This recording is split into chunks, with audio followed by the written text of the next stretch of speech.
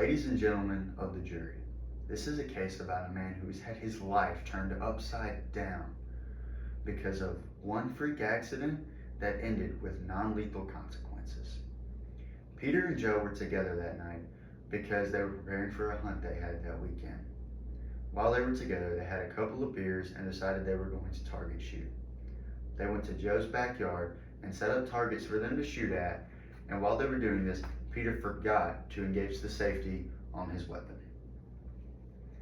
Peter then went into the backyard, and while he was setting up targets, he saw a turkey. He decided he was going to shoot at the turkey, and when he went to lift his weapon, he dropped it, the gun fired, and the bullet struck Joe in the arm. Now that we have an overview of the case, I'd like to go over 3 main points.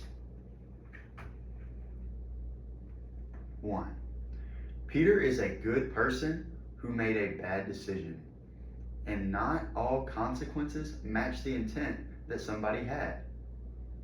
For example, have you ever gone up to somebody when they seemed they were grieving or going through a bad time? You tried to cheer them up and they took what you said the wrong way and it only made things worse? When you went up to that person, did you have the intention of making their day or their mood even worse? No, you were trying to cheer them up, but they took it the wrong way and it only made things worse. You had good intentions and it ended up with a bad consequence. In this case, Peter's intentions were not great.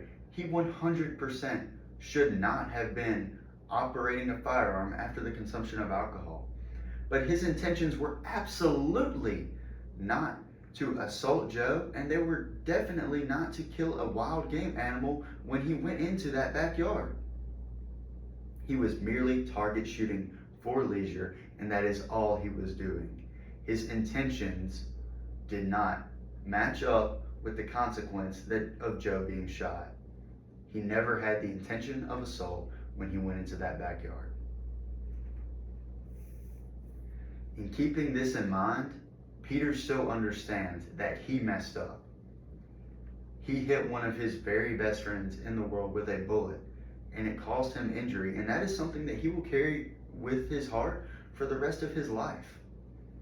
He knows that he hurt one of his favorite people in this world, and he is prepared to take responsibility for his actions.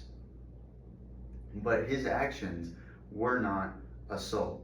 And that brings me to my 3rd point. Peter made a lot of mistakes that night. He drank alcohol and operated a firearm. He drank alcohol and he operated a firearm. He forgot to engage the safety on his weapon, which is basic basic education in operating a firearm. Always engage the safety when you're not using it. However, one mistake that he did not make that night was assaulting Joe. When Peter went into that backyard, he was merely going to shoot for leisure. He had no intention of assault. So, ladies and gentlemen of the jury, I bring you these facts, and all I ask of you is that when you listen to this case today, you keep an open mind.